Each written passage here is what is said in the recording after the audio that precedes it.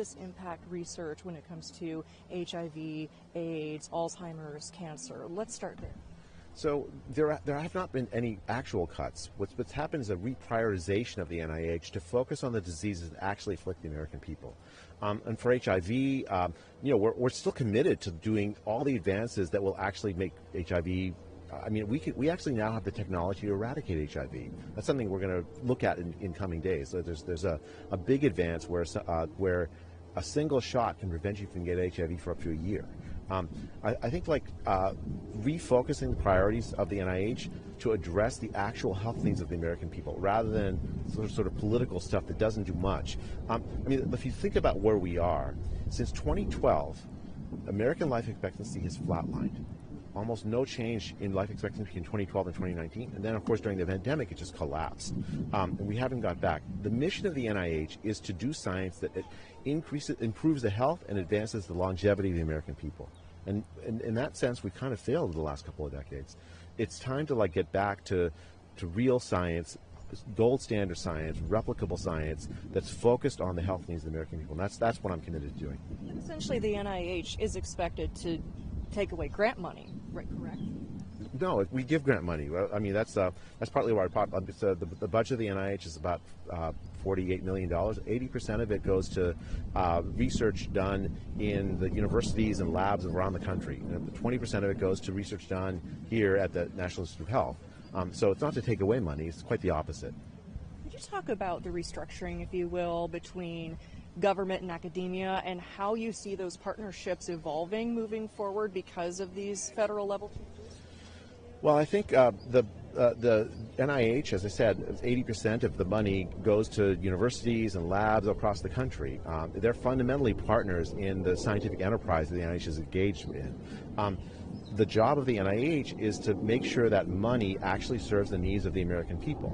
And so focusing the money at universities so that it goes to science that actually looks at the chronic disease needs. We have heart disease rates, we have obesity rates, we have diabetes rates that are just tragically high. We've not solved the problem of Alzheimer's. We want to focus the researchers of the country, work at universities and other labs on these problems. And that's what all of the restructuring really is about.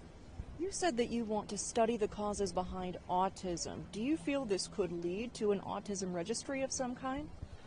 I'm sorry, what do you mean by lead to? Or will there be an autism registry? So I want to know what causes autism. We've had a huge increase in autism rates since in the last 20 years. The rate of autism now is something on the order of 1 in 30 or 1 in 32. That is a really, really high rate, and for a condition where, as a scientist, I don't know what causes it. And so it's really difficult to give good advice to parents about how to manage the condition where we don't know the etiology. And when you don't, in science, when you don't know the answer to something, you entertain a wide range of ideas. Could it be environmental exposures, changes in our gut microbiome, things that happen during pregnancy? It's really difficult to say unless you study it. And that's what we're going to do, is we're going to study the rise in the cause of the rise in autism.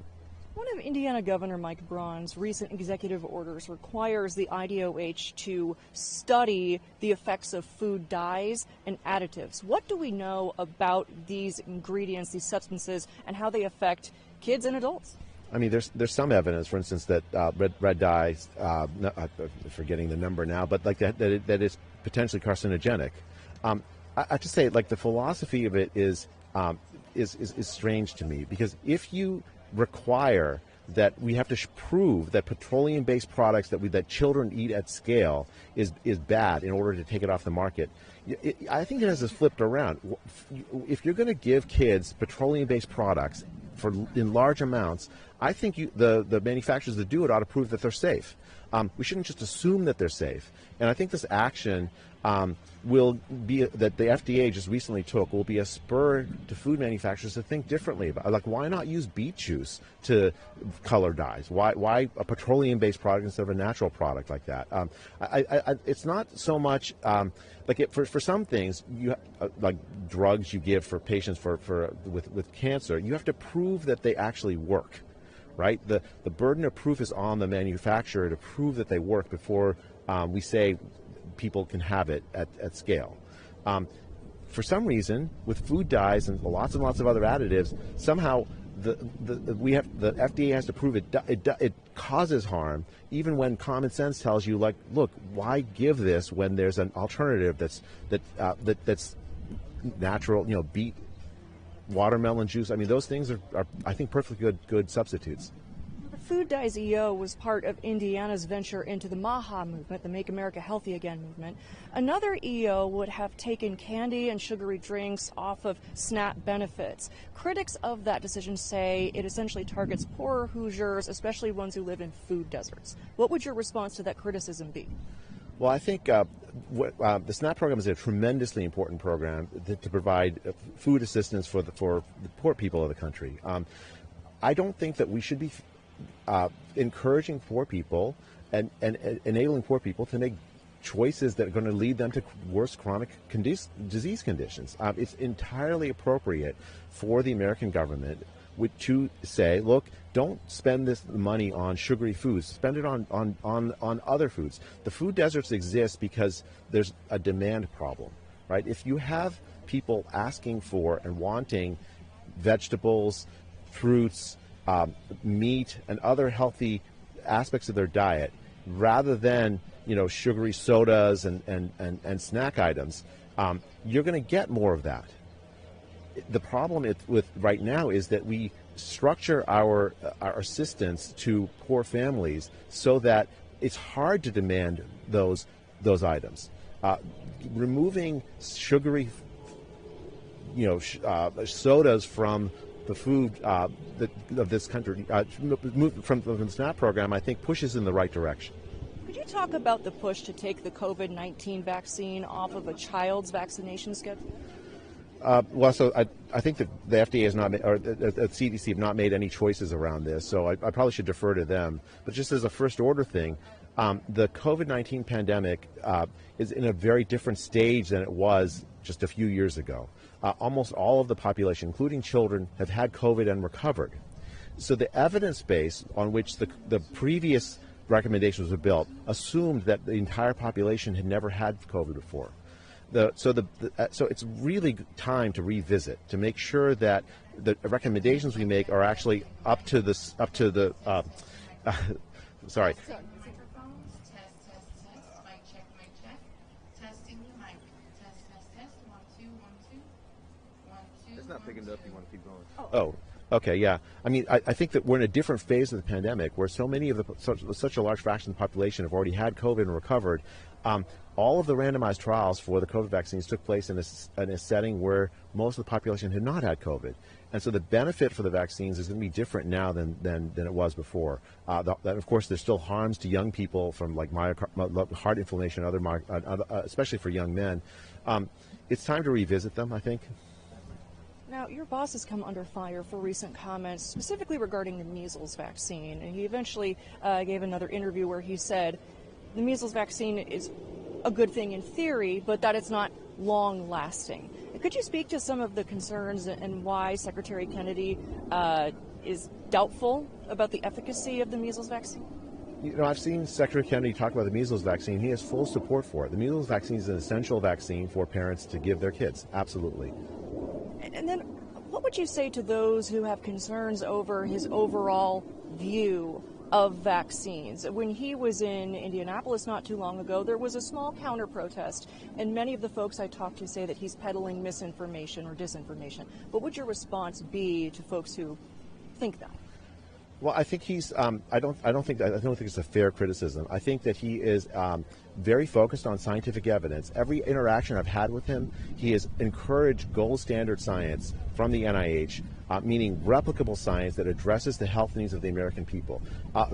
Frankly, during the pandemic, what I saw was a pandemic of misinformation promoted by the government. The idea that closing our schools was going to make us safe from COVID. The idea that if you can't go see your family member when they're sick in the hospital is going to make us safe from COVID. The idea that the problem of misinformation is in Secretary Kennedy is actually frankly offensive. The scientific establishment during the COVID pandemic absolutely failed to follow scientific data and advice. The American people no longer trust scientists as a result. And it is Secretary Kennedy's mission and goal, and President Trump's goal and my goal, to make sure that the scientific establishment focuses on the health needs of the American people, does the research that will improve our knowledge of autism, that will lower the rates of deaths from diabetes, from heart disease, from cancer, that addresses finally for once the problem of Alzheimer's at scale. These are major chronic problems, and it's not Secretary Kennedy's fault that these are major problems. Frankly, we failed as the scientific establishment to address them over the last decades. Secretary Kennedy's the solution to these problems, not the problem. I do have a question about any potential causality between vaccines and autism. What is the NIH's position on that? I mean, I'm authorized a study to ask what is the cause of autism. Do you know the cause? No, sir.